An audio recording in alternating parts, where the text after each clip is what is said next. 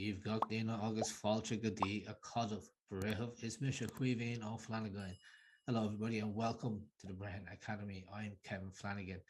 Tonight I'm going to be joined by Fionán Coughlin, who some of you may remember I interviewed on the YouTube channel. Gosh, I think it was before Christmas now. There's a good conversation up if anybody's interested with myself and Fionán talking about Loch Gur. Fionán is a freelance researcher based in Limerick, and he focuses on Ireland in antiquity, applying ancient Celtic principles to our modern context. And Fionán actually set up this interview that we had tonight with Dara Molloy. And I was really glad to have the chance to talk to Dara because he has a very interesting story. Dara Molloy is a Celtic priest and Celtic monk, and also describes himself as a druid. He was ordained as a priest in the Catholic Church, and he speaks with Fionán and I a little bit about his journey through that spiritual growth and his awakening when he visited Inishmore on the Aran Islands. So we talk a little bit about his journey, the Celtic Irish Christian Church, and how did it differ from Roman Catholic Church. And we talk about the need for appreciation and return to nature, recognizing the divine in nature again in the modern world. So before I jump into the interview, just invite you to check out brehonacademy.org. And with that being said, let's begin.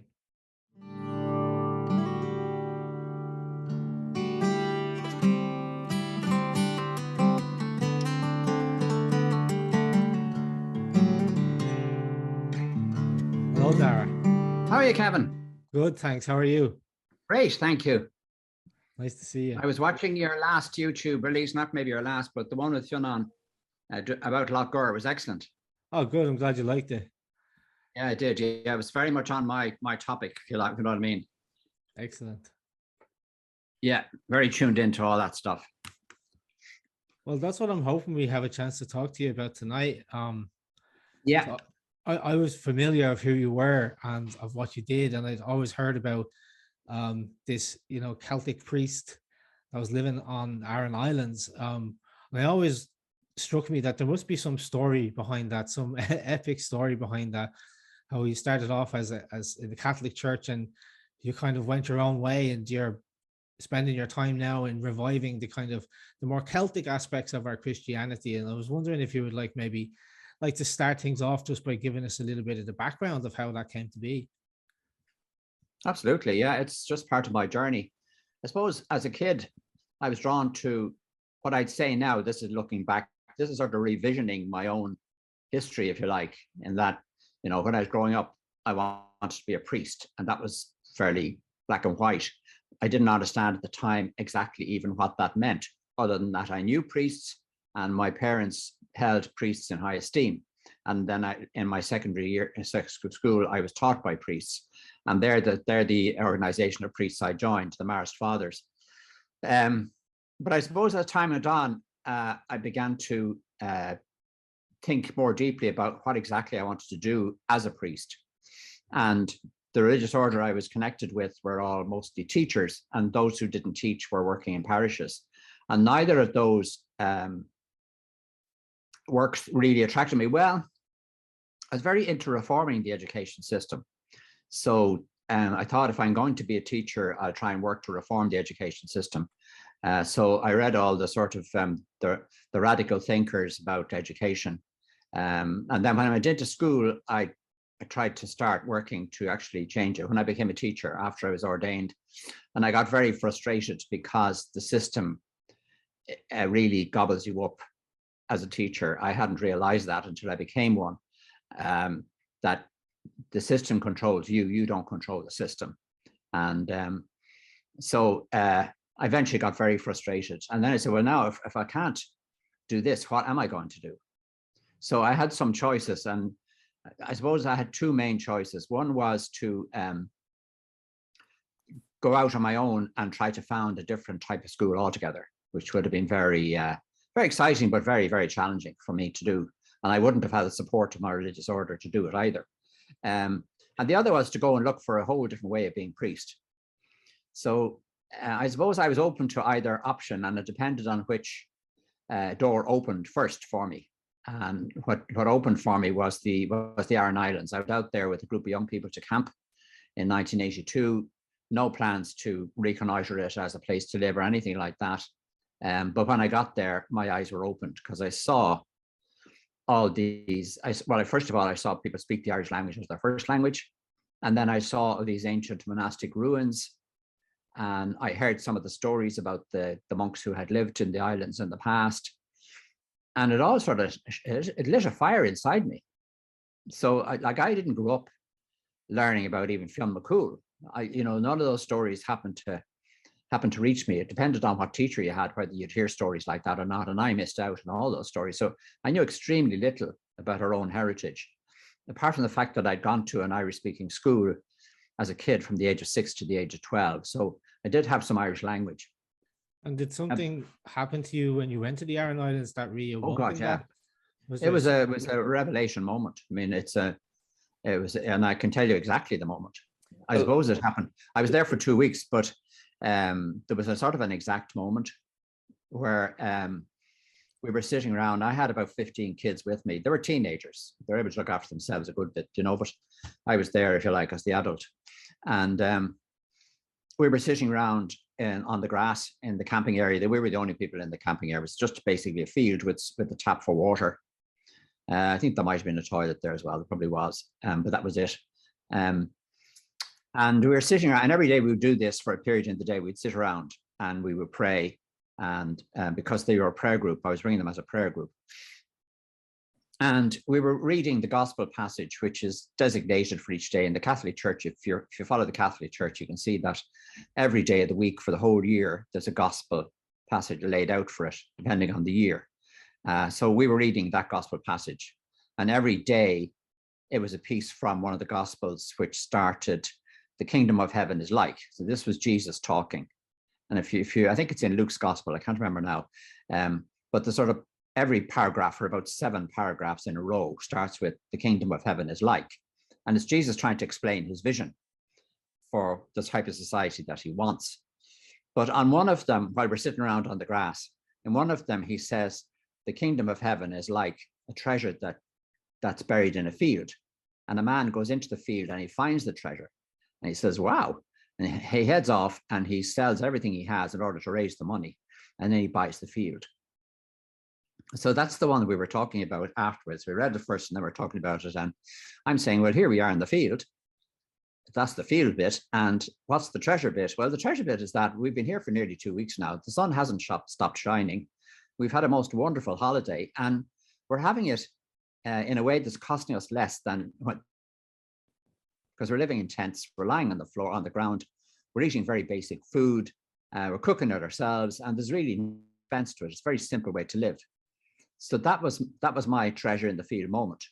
And I sort of said to myself, rather than to everybody else, well, here, I can do this, and I can go and live this way, and I'll be joining all these monks who lived this way before me. And that sounds like a very exciting thing to do for me. So that was the moment when the penny dropped. And I went back to, obviously, my teaching, and I taught for another year and a bit, or another year. And then I did retreat work for another year. And my people in authority were very resistant to me going to the Aran Islands to be a monk and a hermit. They didn't really want me to do it. But eventually I did. And I never looked back after I did. And so that was the beginning of my journey into the whole Celtic tradition then. I just wanted to jump in there. Hi, Fionán. Hi, Daryl. There you are. How are you? I just finished reading your book, Reimagining the Divine, and you actually speak about that experience of going to the Aran Islands. Yeah. And you say that while you were trying to make up your mind about leaving the Roman Catholic Church, leaving everything you knew behind to go off and start this new, adventure in your life, you went and approached one of the Jesuits, and himself and a nun were praying with you, and they flicked onto a random page in the Bible, and it was Isaiah 49. Can you speak about that kind of moment of providence? Because then you went to the Aran Islands, and the first chapter of the day was the same Isaiah 49. Can you go into that story? Yeah, I can tell you the story. Yeah, that wasn't me contemplating leaving the church. That was the moment when I was contemplating moving to the Aran Islands. I was still going to remain a Catholic priest at that time. This is 1983 and 1984. I moved to the islands in 1985, so it was in preparation to go there. My bosses said, go off and get some advice from people who know best how to discern things. So one of these people was a priest called Bob Farsi, who lived in Rome. He worked in the Jesuit University in Rome, and he was a very well-known sort of spiritual leader and director. So I felt I was getting somebody very high class. And I was at a charismatic prayer conference in the RDS in Dublin at that time, and he was the main speaker at the conference. He'd come over from Rome to be the main speaker. So the conference ends with the final mass, and I approach him before the mass and I say, I'd like to talk to you for about 2 minutes, if that's possible, either before or after the mass. And he said, that's fine. He said, come to me after the mass and we'll have a chat. So after the mass, we had a chat, and he called over a nun who apparently had traveled with him from Rome. And the two of them sort of put their hands on me and prayed over me. And then she opened the Bible randomly, just flicked it open. I used to call it Bible bingo, because we did it all the time in the charismatic movement. You know, if you wanted to find out something, if you had a question in your mind, you were looking for an answer, you'd flick open the Bible to see what the Bible might say. It's a good thing to do, actually. It's a bit like tarot cards, or people have other ways of doing it, but it's a very similar thing. So anyway, when she opened it, it landed on Isaiah 49, and the first word at the top of the chapter is islands. And then it goes on to talk about rebuilding wasted places, and, you know, places that had been laid low will be built up again. And all that made sense to me in terms of the Aran Islands, because it's full of all these old ruined monasteries. And of course, it's an island. So, but she obviously saw that relevance as well. And so did the priest, Bob Farsi. So they immediately said to me, look, we don't need to talk to you anymore. It's quite clear that this is something you should be doing, and just go ahead and do it. And if your bosses want to talk to us directly about it, we will talk to them. So that was just one of, I had three experiences like that with three different advisors, and all three of them said to me, go and do this thing. This is really meant to be for you to do. So that was very encouraging for me, even though my bosses were very resistant to it.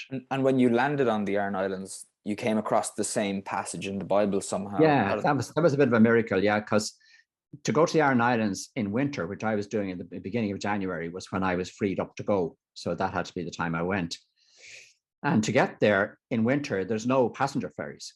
There's only a cargo ferry at that time, 1985, cargo ferry, which leaves on a Saturday morning, a Wednesday morning at 6 o'clock, and it goes to all three islands. And there's only 6 berths for passengers. The rest is for cargo. So it's really not meant for people at all. So I was 6 hours on that boat that morning. I got on at 6 o'clock and I went to the other 2 islands first. And it only landed in Inishmore at 12 o'clock in the day. And so I had, you know, I don't know if people know, but probably don't know nowadays, but priests used to pray the office, which is a big, big, shiny book they had, that they would pray morning prayer from it and evening prayer from it and so on. And I brought that with me. And I prayed I think it was the morning prayer. And again, it's a bit like, you know, the church has a laid out scripture passages for every day in the office as well. So the scripture passage for that particular day was exactly the same one, Isaiah 49, and it, you know, talked about the islands and all that stuff. So that was your first day. Before I even set foot on the island, we were actually in the bay in Corona, but the boat couldn't come into the harbour because the tide was fully out. So I was just reading the office to do something useful with my time. And that was another point you made, was that the year that you decided to go to the Aran Islands was the same. It was like 1,000 years after Saint Enda or something like this. That Enda. Story. Yeah, 1,500 years. So nobody knows exactly the year that Saint Enda came to Aran, but he was the first monk to land on Aran. But they estimate it to be around 485. That's in a history of the island that a parish priest had written some years before I arrived. So that's his estimated date. So that would make it exactly 1,500 years before I arrived, which was quite extraordinary. So 485. Yeah. Until 1985. 85. It's 1,500 years. 1,500 years. Yeah. So would you call that a synchronicity? Would you call that providence? Would you call that serendipity, like, because I don't know about you, Kevin, but in my own life, sometimes things just are beyond coincidence. You know, how do you explain that moment when things just line up, and the probability of something like that lining up is impossible? What do you call that? You know? Yeah, well, I call that just a greater power than me. You know, it's only a very small portion of me is controlled by me. Most of me is given to me through my DNA, and most of me, in terms of my living activity, is controlled in my unconscious, not in my conscious. Like, I don't have to look after my heartbeat or lots of other things about my body. And I think, you know, so there's things that come into your awareness that have happened beyond your awareness, that you can't ever understand, I don't think. That's why I'm very attracted nowadays to the idea of mysticism, which is that you experience your life in terms of mystery, and you look for that. You look for the mystery in your life, and that's far more exciting and a more happy way to live than to feel that you know all the answers. And you know, the religion I grew up with was one that said, we know all the answers, and just listen to us and we'll tell you all the answers, and don't be thinking about anything else. Whereas I prefer this other approach, which is just to immerse myself in the mystery and not bother with answers. We don't know the answers, and we don't have to know the answers, but it's wonderful when we get synchronicities, which seem to suggest that we're on the right track.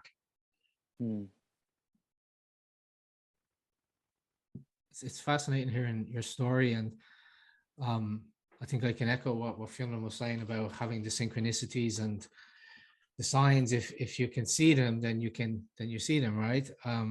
Yeah. And you found yourself then facing this path, calling you towards the old ways, calling you towards Celtic Christianity, but you were coming from a different tradition. And you've kind of alluded to it, but I was wondering, like, how did your your peers find this calling that you had? Was there much like opposition to you wanting to, explore your Christianity and explore your spirituality in this way? You see, I was on a learning curve, a very, very steep learning curve. When I arrived on the Aran Islands, I hadn't studied Celtic tradition, or I hadn't studied Celtic heritage. You know, people nowadays can study it in college. I hadn't. I'd never even heard of it. So I was sort of working from scratch, learning about this monk Enda, whom I had known nothing about. And then when I went to the Aran Islands, I learned about some of the other monks, and I walked the whole island from one end to the other and explored every ancient site.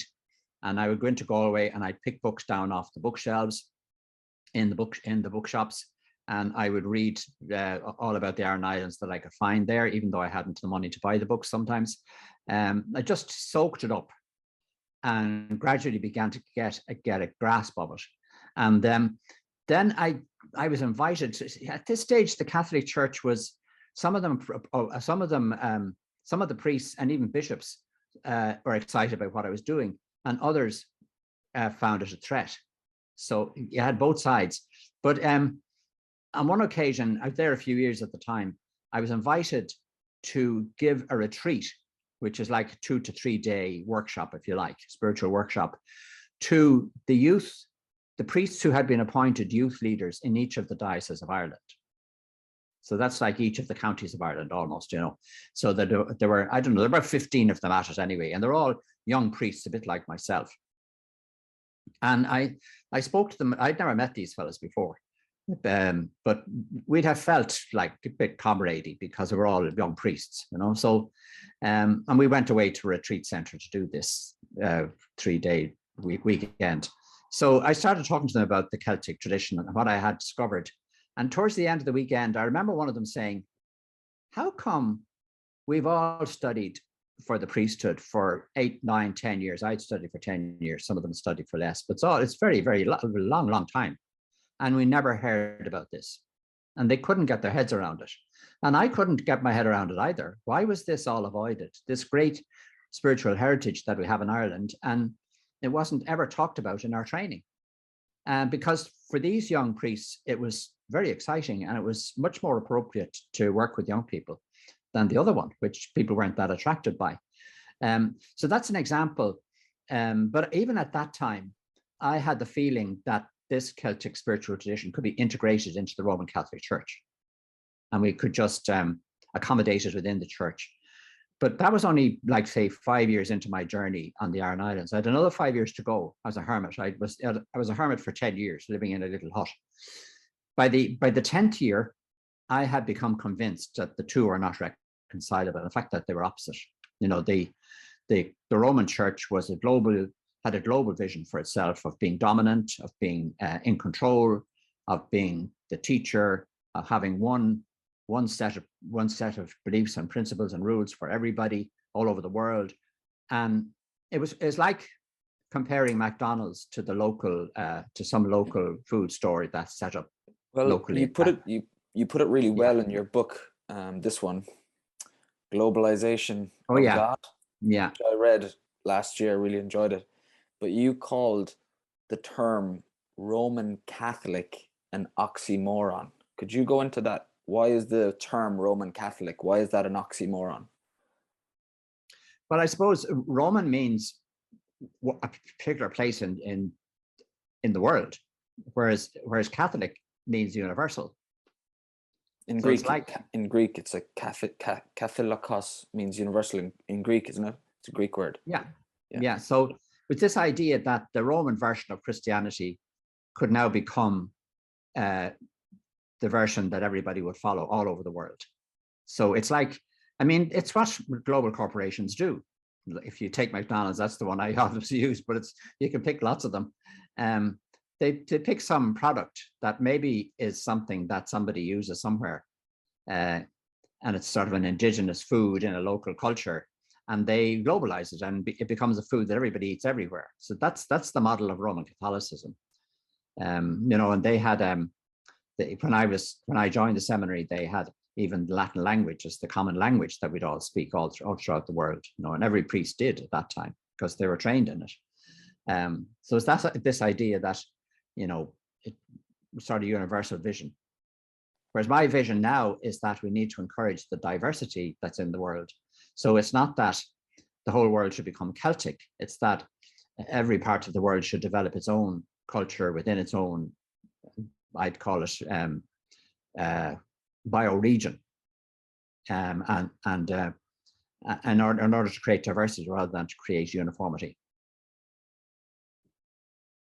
You could tell us a little bit more about what you discovered about the Celtic Christian Church while you were on your hermitage. Just, I'd like to hear what you have to say about it. And I think there might be a lot of people who'll be listening to this who might not have even heard of Celtic Christianity before. So maybe if you can just like unpack that a little bit, what does that mean and how is it different from the Roman Catholic Church? Okay, well, if you look at, like, we're coming up now this week, the Feast of St. Patrick. I don't know when this program will go out, but we're on the week of St. Patrick, and Patrick is regarded in our history as, if you like, the starting point of Christianity in Ireland, more or less. I mean, people say there was Christianity there before, which I think there definitely was, but he was sort of the key person to promote it at the very early stages of its growth and development. And a lot of people, including myself, were certainly in the past, I was one of these people who believed that Ireland became Roman Catholic around the time of St. Patrick. And we've been Roman Catholic ever since. Whereas my study of history now makes it very clear that the Christianity that came into Ireland at the beginning, which was actually before Patrick, was Ireland taking the story of Jesus and using it as a sort of a layer of storytelling and practice and tradition on top of what they had already, rather than dismissing what they had already. If you look at the history of the spread of Christianity throughout other parts of the world, you'll find that it was often spread on the backs of a colonial invasion and armies and all that sort of thing. And the practices of the local people were condemned, and their rituals were regarded as pagan, and if they keep practicing them, they're going to go to hell, all that sort of thing. So there was no compromise or no way of integrating Christianity into these other belief systems. Whereas in Ireland, nobody imposed Christianity on us. If you go back to that period, nobody came in with an army and said, you have to be Christian. The Christianity that came into Ireland was one that Irish people absorbed. and they absorbed it probably mostly by some of them heading off in small boats to the north of France, what we call France today. It wouldn't have been called France then, to visit especially St. Martin of Tours monastery. It was the nearest one. But his monastery in Tours was also producing all these hermits who were living all along the coast at the north of Brittany. That's not where we get the word tourist, is it? The tourists tourist going to St. Martin of Tours. Never thought of that. That's an interesting one. You could well be right. So like these Irish people were very inspired by what they found in Martin of Tours monastery and along all the coast of Brittany with all these hermits living on their own. And that's what they brought back to Ireland, because if they had visited other parts of Europe where Christianity was practiced, it wouldn't have resonated with them at all, because most of the Christianity in Europe was being practiced by people living in cities. If you look at the letters of St. Paul and the early history of Christianity, its focal point is within the cities. And in fact, the organization of it was modeled on the organization of the Roman Empire itself, which again is to do with political power, and the political leaders live in the cities, in palaces and so on. So the bishops lived in cities and palaces, and the political leaders are called my lord and wear a ring on their hand to mark out their power. And the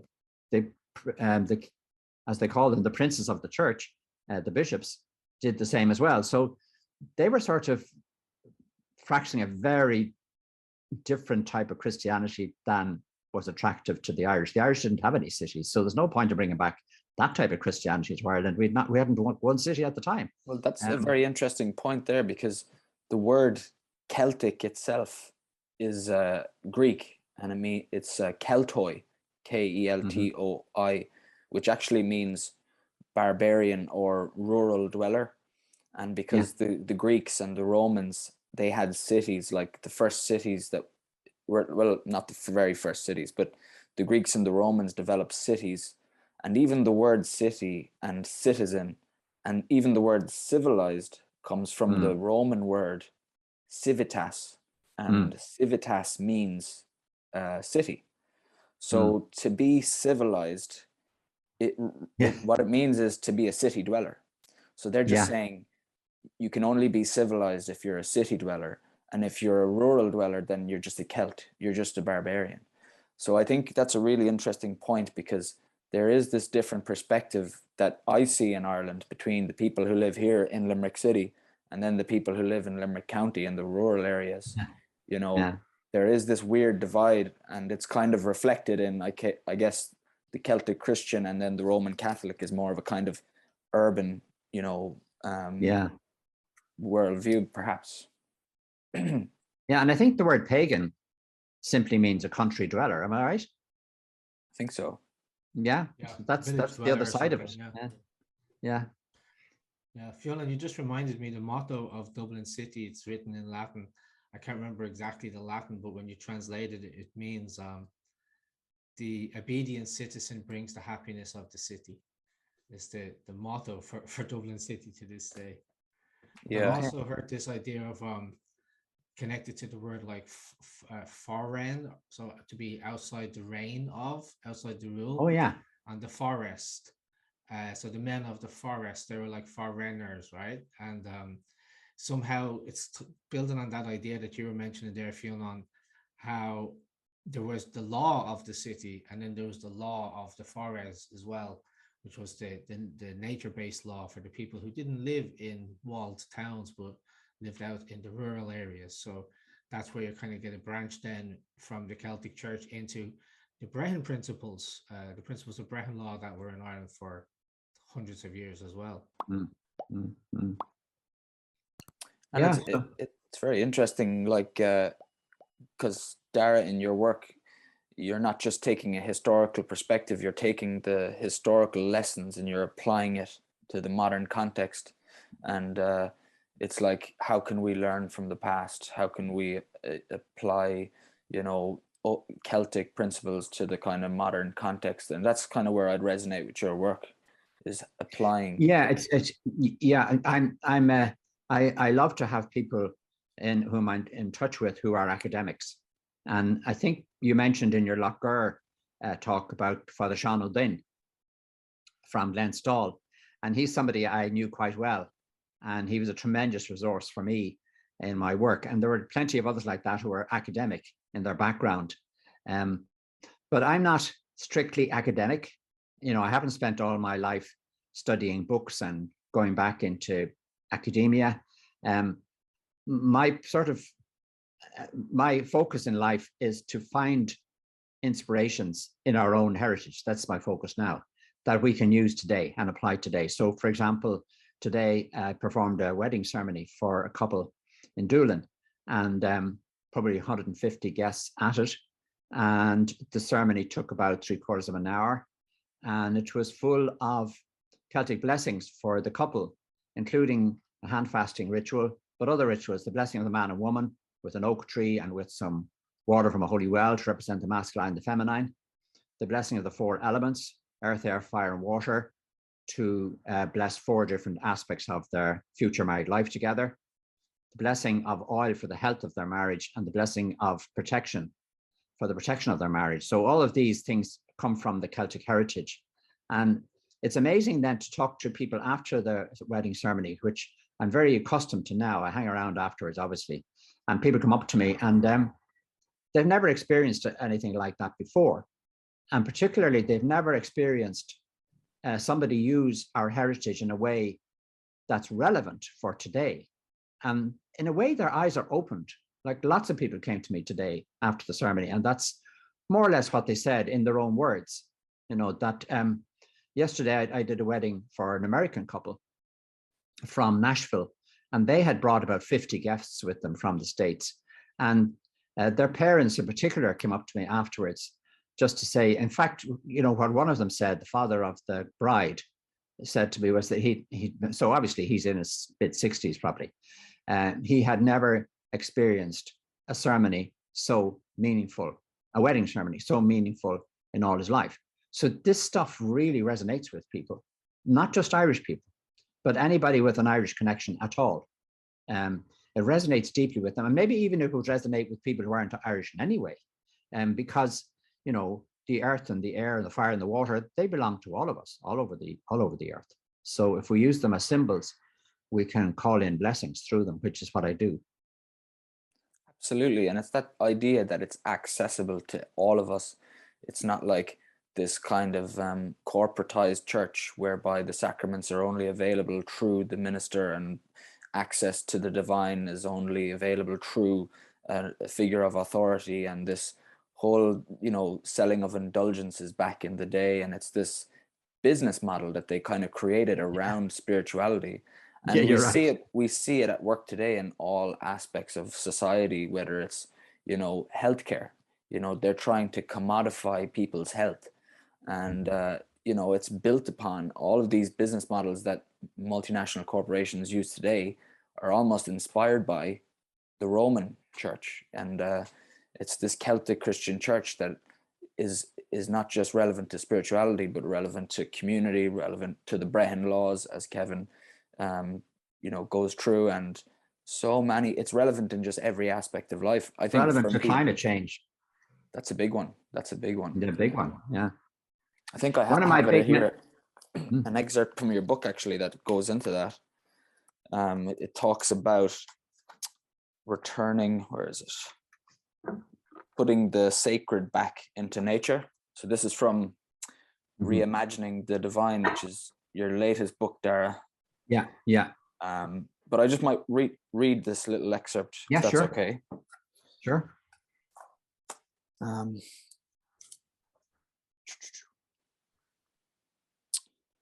So treating something as sacred implies that it has a value beyond its use value to humans. When we treat elements of nature solely as human resources, we do not value them as sacred. The monotheist God in heaven is distant and removed from nature, and as a result, there is no sacred presence in nature. Worship is done inside, within buildings, and this has left nature exposed and vulnerable. Nature's wanton destruction is a consequence of this. Contrast this with the Celtic mythology, where deities are present in all aspects of nature, with the deities present, nature is treated as sacred. That's an interesting excerpt. Yeah. Yeah, that's today one of my discoveries. Yeah. Because today, you know, we look at a forest and we just see timber. We see a resource. Yeah. We don't see this, you know, place full of different trees and biodiversity. We look at a river and we say that's a great means of, you know, transporting agricultural and domestic industrial waste, because our rivers have become basically sewers. Like there's I have the Shannon River. I have the Shannon River beside me right here at my window. And, you know, it's completely polluted with agricultural waste, industrial waste, domestic waste, faulty septic tanks. And, you know, but when you look deeper into the Celtic side of things, you realize that the name Shannon is actually this female goddess, and many rivers like the Boyne and many other rivers across Ireland are named after these Celtic goddesses. But what went wrong that now we have a society that just completely destroys these rivers? There's the Ardnacrusha hydroelectric power dam creates electricity using the Shannon River, but in the process, it's actually caused a 95% decrease in the number of salmon in the river. And the Shannon River used to be one of the best places to fish for wild Atlantic salmon.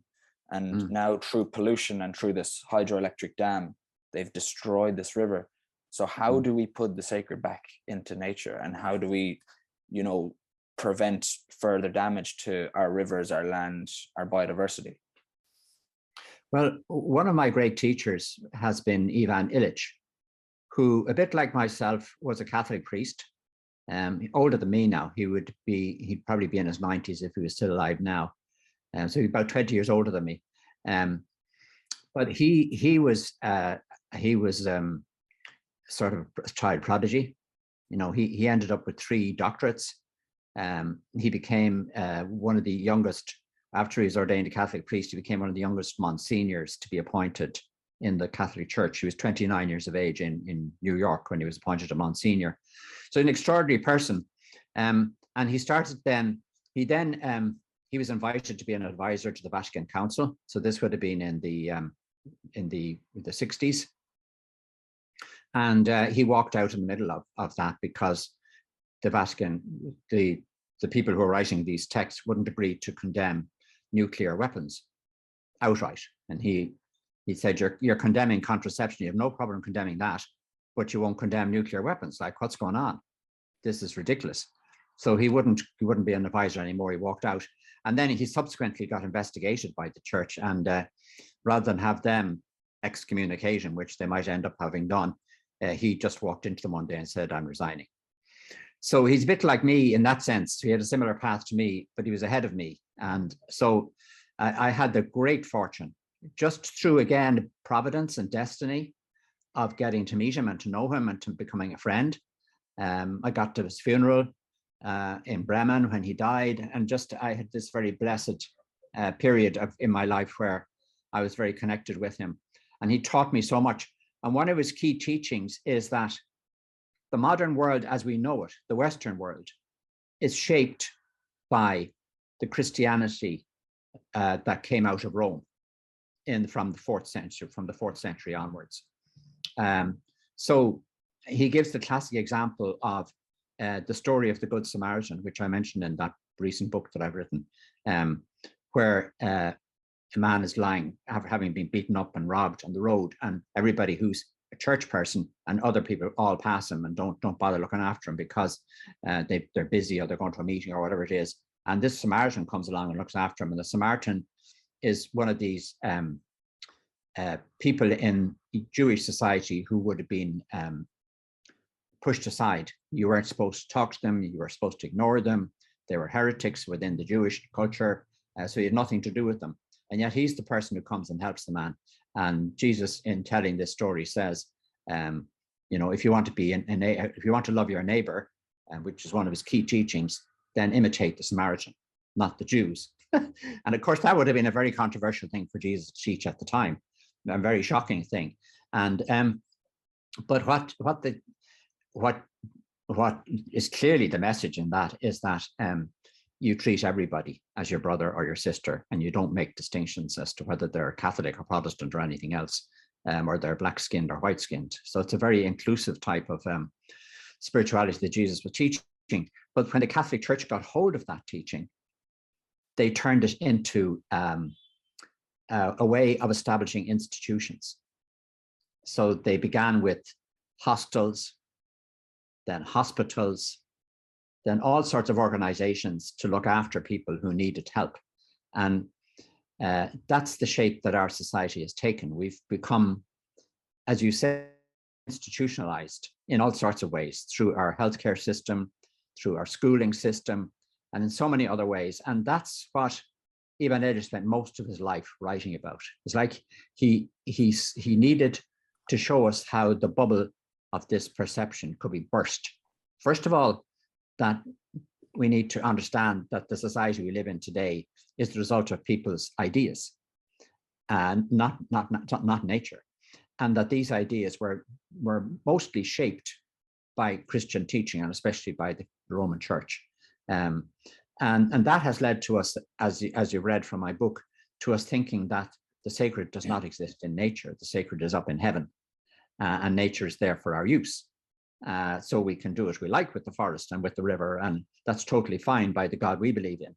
So, but if you begin to stand back from that way of thinking, and it's such a universal way of thinking that it's hard to stand back from it.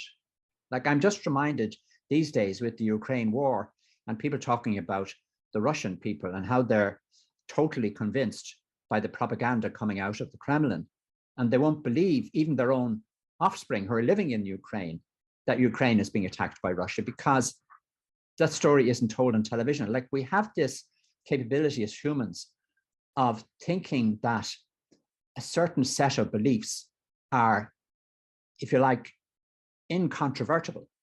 You know, that even if my own son living in the Ukraine rings me and tells me, look, we are being bombed, the tanks and guns are outside my window, and you have this father of the Ukrainian man living in Russia saying, well, I don't believe you, because I know that it's only a small operation to get rid of the Nazis out of Ukraine, and we Russians are in there in order to rescue you from Nazism, you know.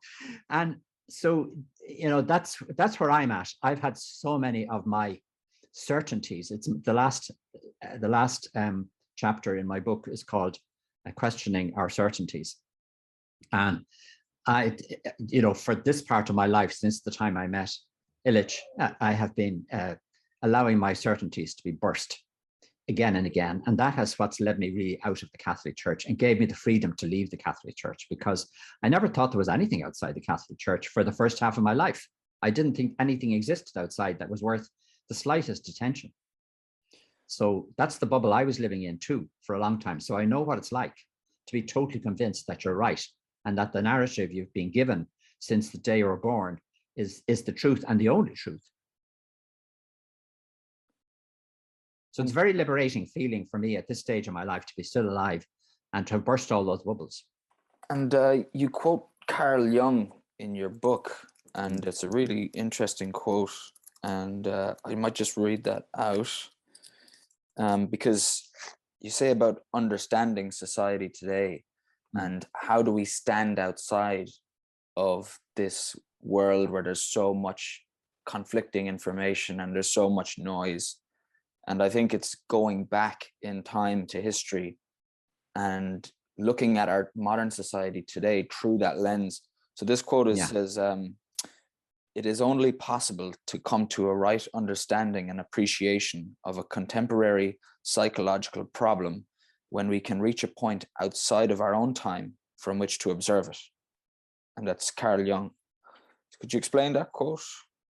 Yeah, I can. It resonates very much with me probably because of what I've learned from Fionán Coughlin, because Fionán Coughlin, in order to understand modern society and to write about it, he did. Like, he wrote this famous book called Deschooling Society, which was all about how to burst the myth of education and think about it differently. But then he went on to write a book called Medical Nemesis, which was a similar critique of the medical system. And he did the same for lots of other systems and institutions in our modern society.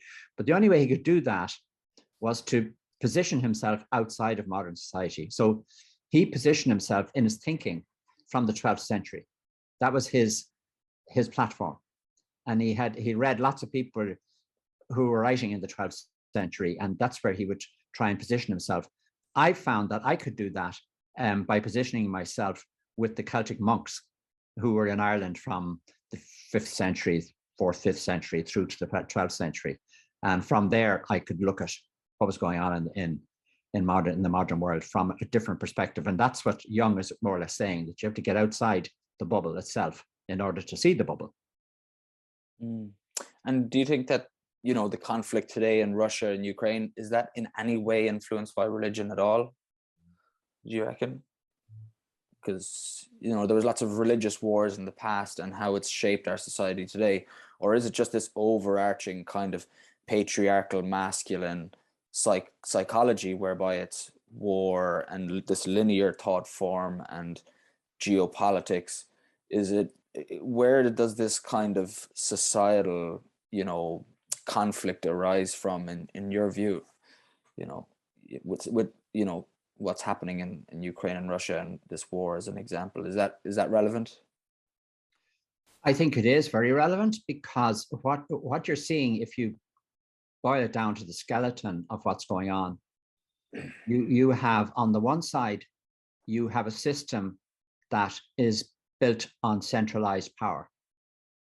As somebody said, it's not even a pyramid of power, which say the Christian Catholic Church built itself on a pyramid with the Pope at the top and then the bishops the next layer down and the laity are at the very bottom. But in the case of Russia at the moment, you don't even have a pyramid. You have a pole, if you like, a vertical pole with Putin at the top. But that whole image of society is an image which is focused on, which has power at its focus, power and control.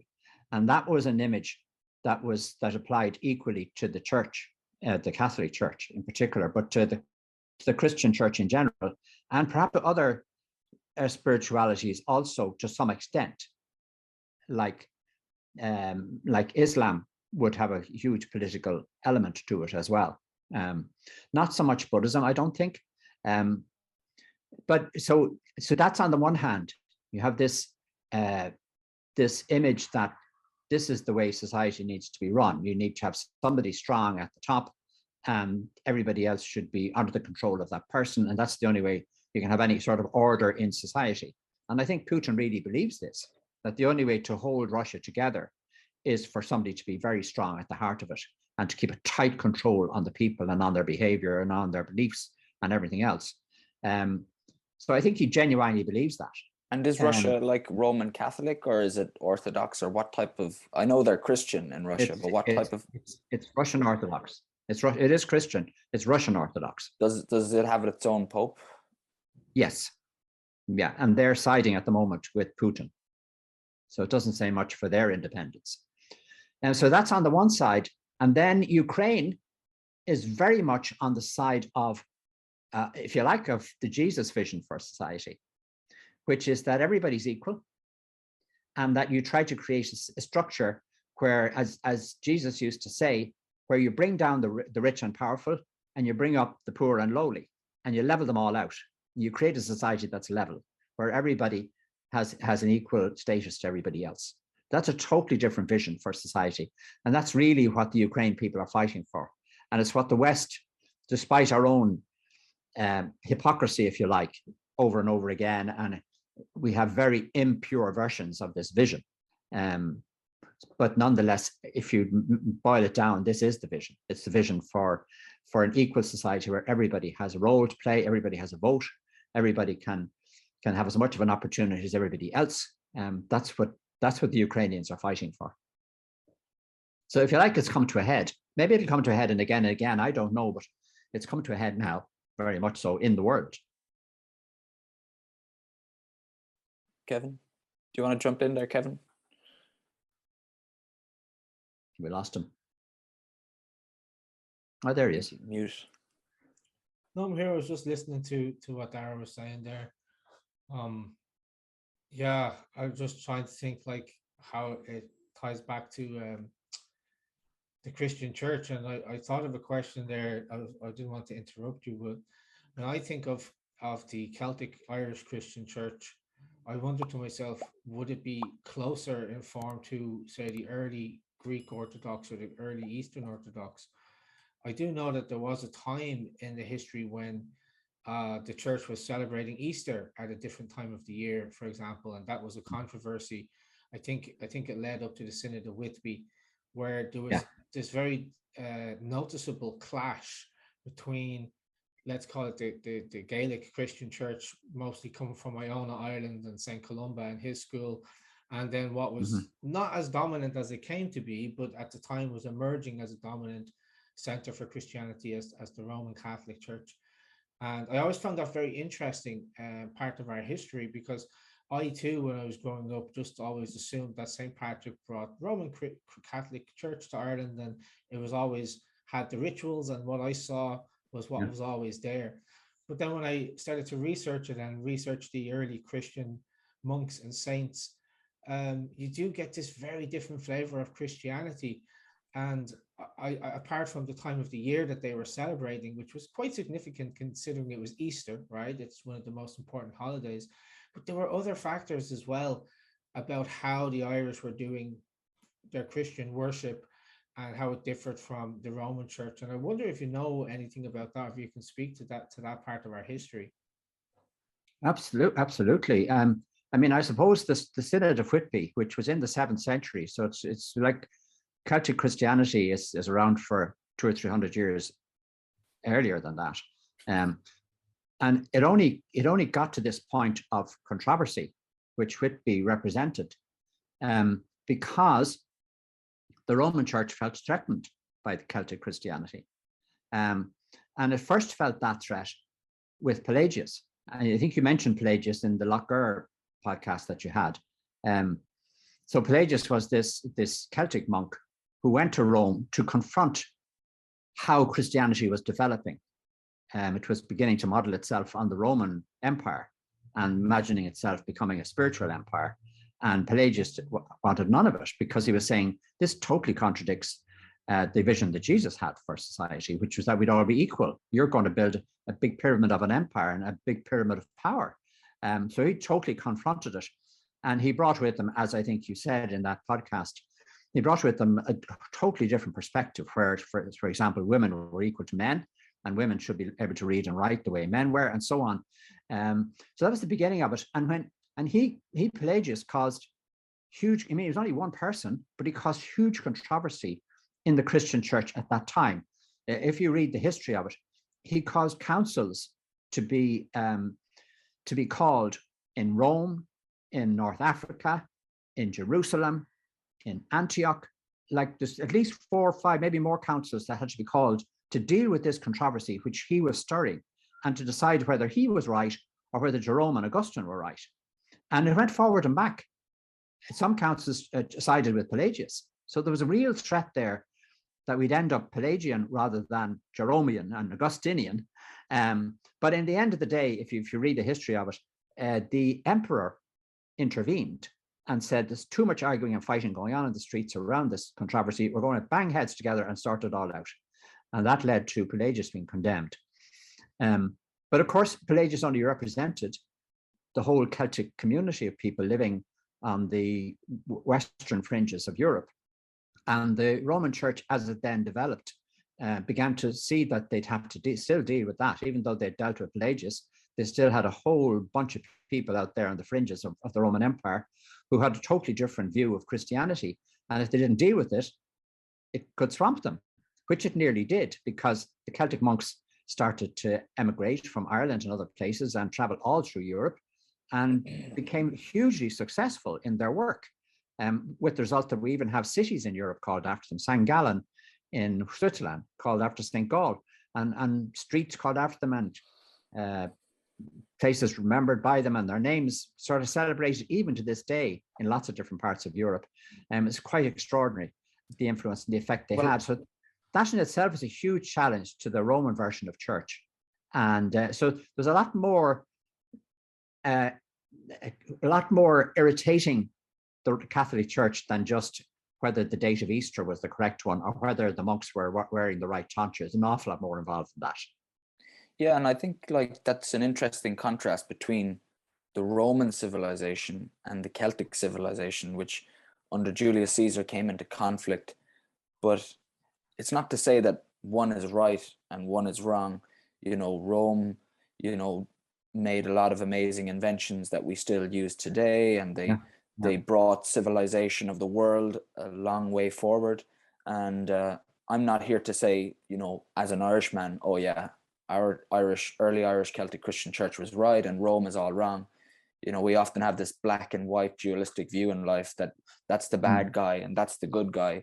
But when you look closer into it, you realize that, you know, it's just trying to find balance between the left and the right, the masculine, the feminine, the Roman and the Celtic.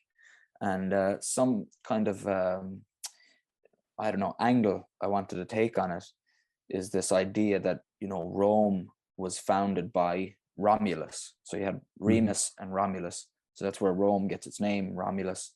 And then Ireland is Eru, the goddess, and there's a big association with the goddess. Another one is in Britain.